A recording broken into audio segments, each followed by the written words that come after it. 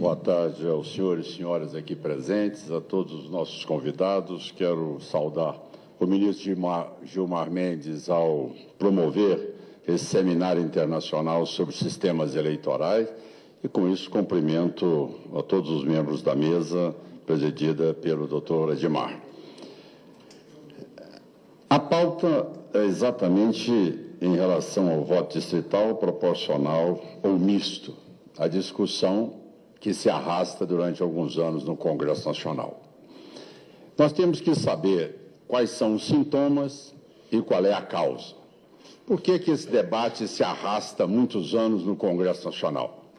É porque, após cada eleição, instala-se uma comissão parlamentar de inquérito para buscar a fonte de financiamento de quem se reelegeu. Esta tem sido a sucessão de escândalos de todas as eleições no Brasil. Ou seja, a eterna Caixa 2, a denúncia de financiamentos acima daquilo que foi declarado, isso promove uma total instabilidade e uma falta de governabilidade no país. Esta é uma realidade que nós convivemos com ela e esse fato tem nos levado a debater mudanças dos sistemas eleitorais, do sistema eleitoral brasileiro, que é, pela Constituição, ele é proporcional e, desta maneira, com lista aberta. Bom, qual é o grande desafio? O grande desafio é quebrar a cultura da compra do voto. Esse é o grande desafio que nós temos. Eu costumo, às vezes, brincar com meus colegas cientistas políticos, perguntando a eles se eles já fizeram alguma eleição. Aí, realmente, é a prática real do dia a dia. Bom, qual é a cultura hoje? É que, tendo tantos milhões de reais, se elege em tal estado deputado federal, deputado estadual. E assim sucessivamente. Isso vem desqualificando cada vez mais a representatividade no Congresso Nacional.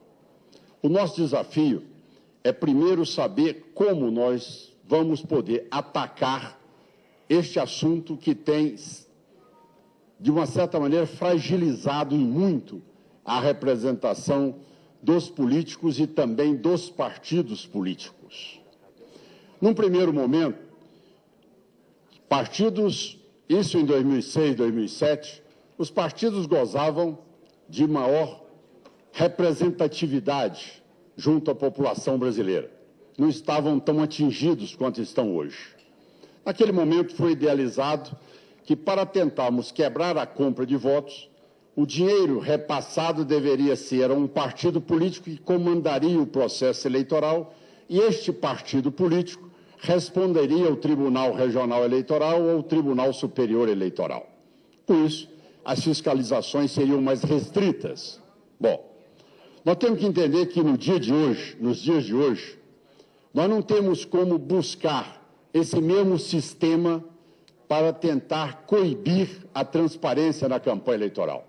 Até porque a sociedade brasileira, neste momento, não aceita a restrição de não opinar sobre o seu candidato e vendo a lista fechada como sendo um artifício para que pessoas que não queiram encarar a campanha eleitoral possam se beneficiar amanhã de uma lista pré-ordenada, desqualificando os partidos e desacreditando a lista diante dos eleitores. O senhor Ives colocou muito bem, nas suas conclusões finais, o que é mexer no sistema eleitoral. Primeiro, é ter uma clareza muito ligada com o problema que existe.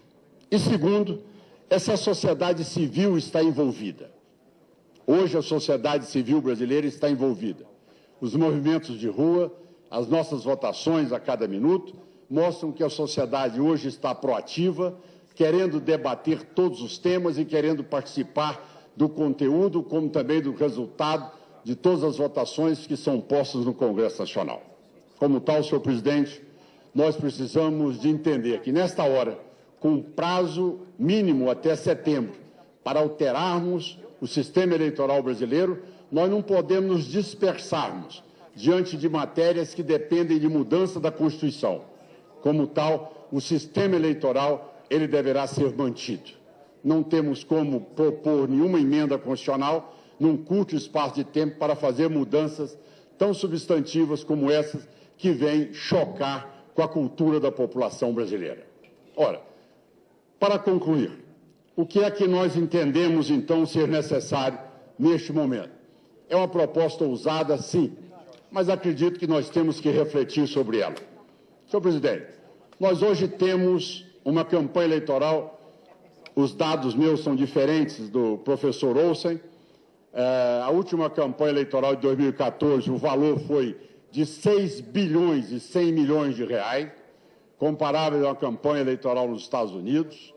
Nós temos hoje um gasto com publicidade na campanha de 2014 acima de 2,5 bilhões de reais, ou seja, a maquetagem prevalecendo sobre o conteúdo e sobre a credibilidade dos candidatos.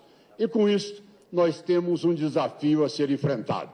Nós temos aí, no horário de rádio e televisão, como também no horário partidário, um gasto, nos anos que não temos as eleições, em torno de 400 milhões de reais de renúncia fiscal.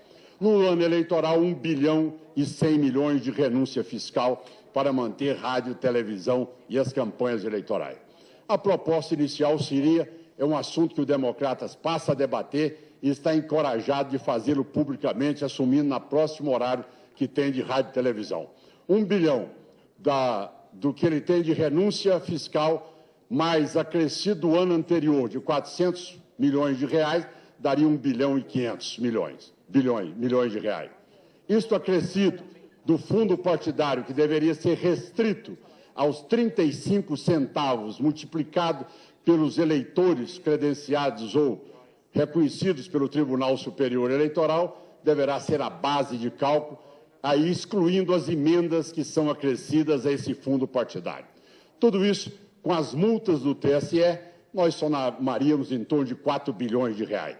Como a decisão atual do Supremo Tribunal Federal, hoje, já é reconhecida por todos e respeitada por todos, impede, interdita qualquer doação de pessoa jurídica às campanhas eleitorais, e nós precisamos, então, fazer com que cada candidato e cada partido tenha uma ligação muito próxima e uma credibilidade para sensibilizar o eleitor brasileiro a participar das campanhas eleitorais.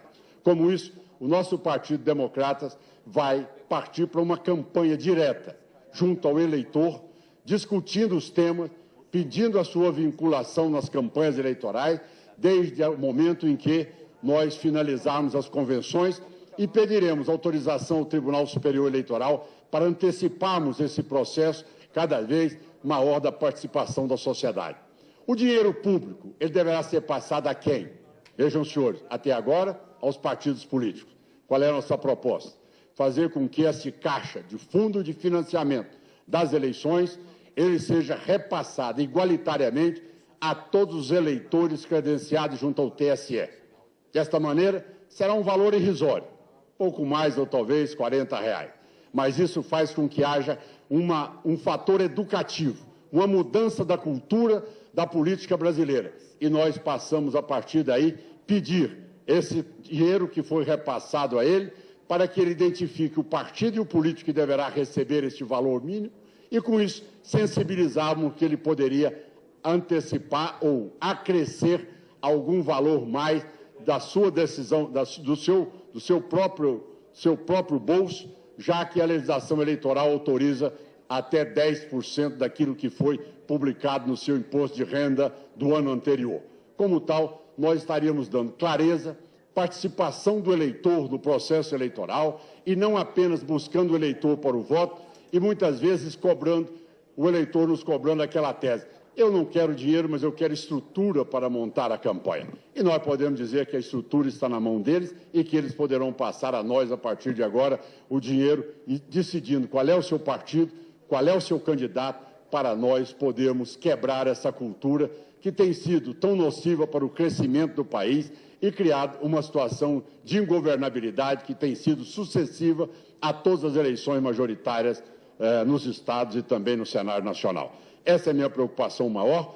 Eu acho que, neste momento, nós não temos como avançar em nenhuma discussão maior com um curto espaço de tempo até setembro, para irmos aí para um distrital misto que é extremamente complexo. Poderemos um dia chegar a um nível cultural capaz de absorvê-lo e de fazer com que haja uma compreensão maior.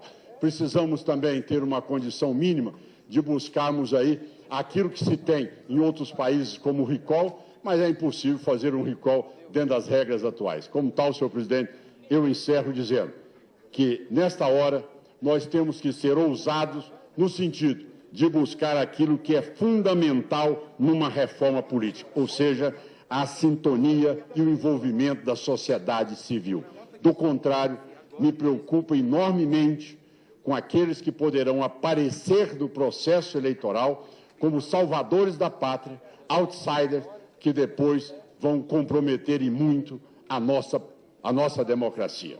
A minha posição é dos partidos, sendo uma decisão já tomada pelos democratas, a consulta ao TSE, iniciarmos rapidamente a vinculação direta com a doação de todos os brasileiros para que possamos, claramente, de uma maneira transparente, fiscalizada, online, sabendo os gastos e de como cada um foi eleito na eleição de 2018. Muito obrigado, era o tempo que me foi destinado, eu agradeço a oportunidade. Muito agradecido.